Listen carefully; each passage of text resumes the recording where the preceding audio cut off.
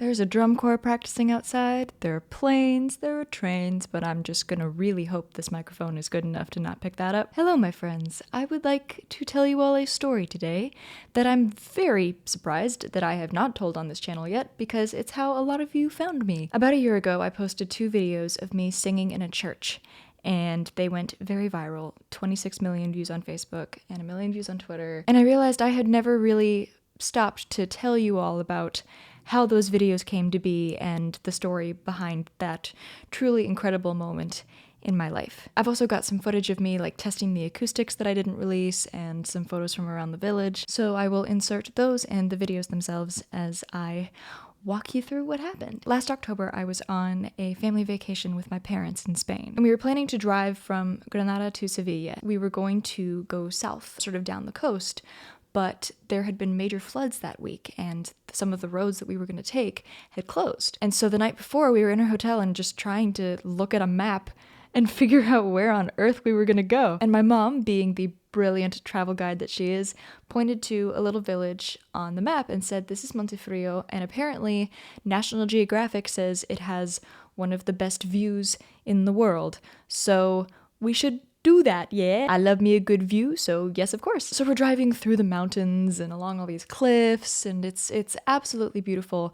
And we come around the bend, and there's the view. It's so gorgeous. Montefrio is this little town like nestled in the mountains. It just looks like it's like just huddling in there. It was a gorgeous day. The weather was amazing, and we just sort of sat there on the side of the road and admired it for a while. And while we were admiring the view, we noticed a peculiar structure, a giant dome that we assumed was a church. We later found out that it was the Iglesia de la Encarnacion. I can't speak Spanish, I'm so sorry. And so when we drove into Montefrio, we parked nearby so that we could always find our car, because you can always find that church because it's big. So we got out of the car and walked up the hill and found the door to the church. We were a little worried because this was clearly a local church and we didn't want to disturb anybody, but we decided to have a little peek inside. When we opened the door, there was no one in there, and it's this big Pantheon-style church. So there's a series of like stations of prayer all around the perimeter of the church, and each one of them was like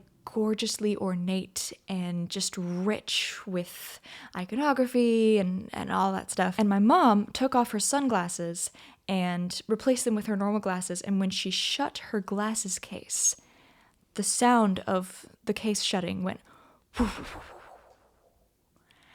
and all 3 of us just went, "Oh my goodness." And my little brain like just lost its mind. Does that make sense? We're going with it. A bit of backstory. When I was 14, I went on tour with the Children's Chorus of Washington to Italy, and wherever we went, we would sing. That was our way of relating to these places that were super rich with history and meaning for so many people. So we got to sing in some of the most extraordinary spaces in the world. And the whole time that we were in Spain, that was all I wanted to do. Like all of these spaces that we were walking into, I just wanted to sing in them because it was a way of relating to them and paying respect. And I'd just been like holding my tongue the entire trip. And I realized when we walked in that this was it. This was my chance. I opened my mouth to sing, and then somebody walked in.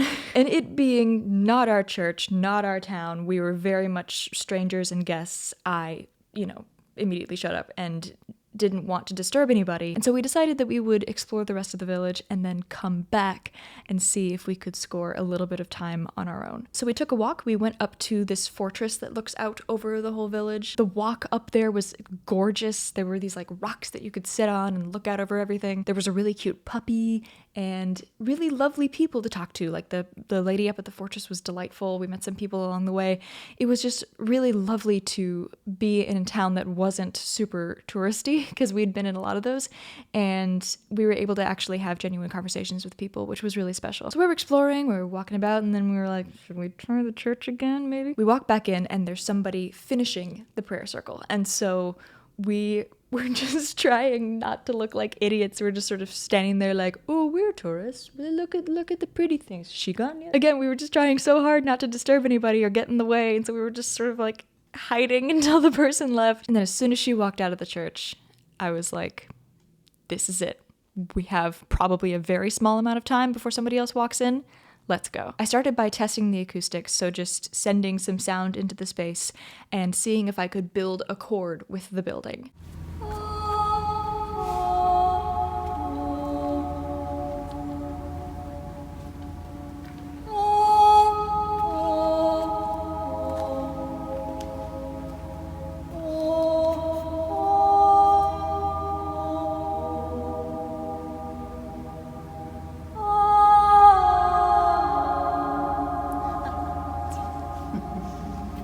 I realized, yes, absolutely, I could, and that the reverb was about like 6 or 7 seconds that you could really hear the sound. It was, oh my gosh. And as a way of paying respect to the space and the music that was designed for spaces like this, I started singing Ave Maris Stella, which was a song actually that I learned while singing with the Children's Chorus of Washington in Italy.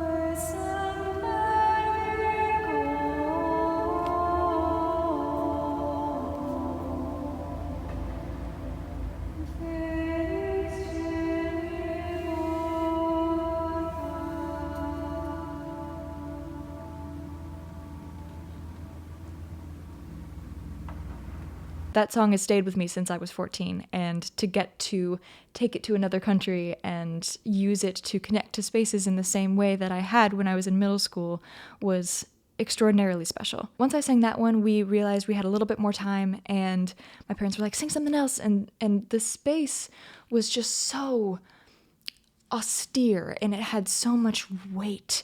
And so I wanted to sing something that had that same amount of just gravitas. And so I chose O Come, O Come, Emmanuel. O come, O come, Emmanuel,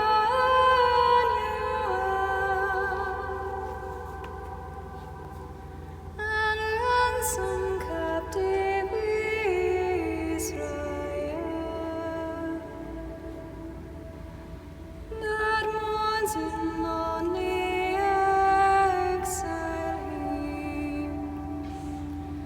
until the Son of God appear. Rejoice, rejoice, Emmanuel shall come to thee, O Israel.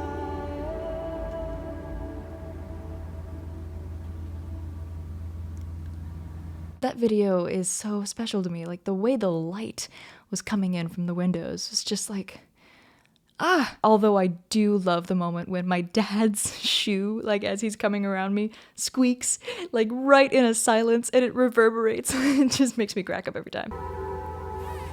I really felt like I was in a duet with the space the whole time. It felt like playing tennis with the walls. I would throw my voice and it would like bounce everywhere and come back at me. You can hear when I sing the word rejoice that I actually like held off my consonant a little bit at the end of the word because I wanted the tone to ring out a little bit longer, and then I slid in the consonant right at the end. Rejoice.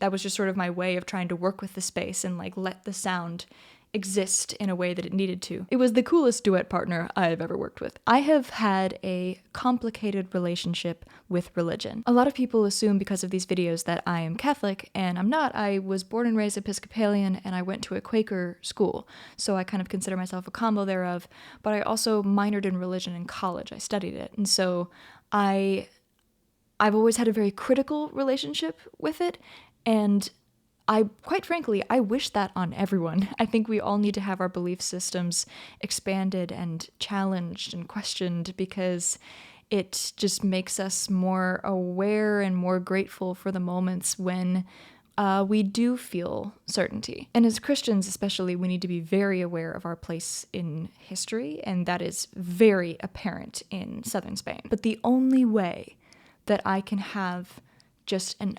uncomplicated, unadulterated conversation with God or something bigger than myself, whatever that is for you, is through music. That was the first way that I connected with religion. I sang in my church choir for 12 years, and it's the only way that I can not feel complicated about connecting to that larger force. And so being in a space and being able to sing in a space that was designed to enhance that experience was a truly remarkable moment, and I will never ever forget it. And of course, right as I finish O Come, Come Emmanuel, somebody walked in. We had 2.5 minutes, and those 2.5 minutes were an absolute gift. It was very clear that it was like, and now your moment is over. You know, log it, capture it, cherish it, and hold it close. I did not, however, think that those videos would go viral at all. They went crazy. Alejandro Sanz, who is like maybe the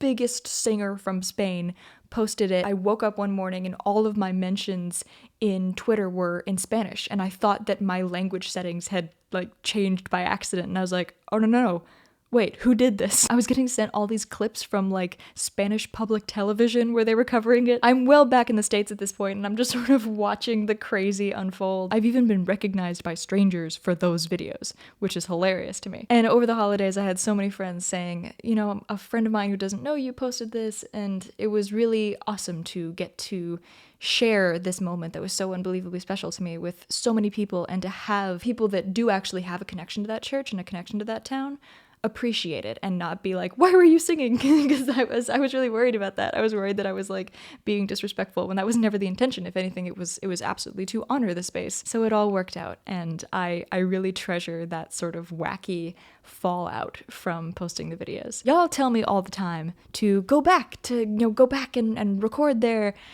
And yeah, easier said than done, y'all. I live in the States. But anybody out there from Montefrio, if you want to hook me up, I would love to. I now have a little dream of going back there and recording not on an iPhone, like with a mic that's a little better. I would love to go back and actually be prepared to make a video, because I wasn't. As you can see, I look like I've been traveling for a long time. I have a trench coat around my waist. My hair hadn't been washed in like days. So yes, I do hope that one day I will be able to go back and relive the very precious memories that we made there last year. Thank you so much for listening to me relive one of the most beautiful moments of my life. I hope it provides some context for those videos, and just want to say a giant thank you to the people of Montefrio for being so kind and so welcoming and so generous and understanding after having posted those videos. I really feel a special connection with that place, and I really hope to go back someday. Thank you all so much for watching.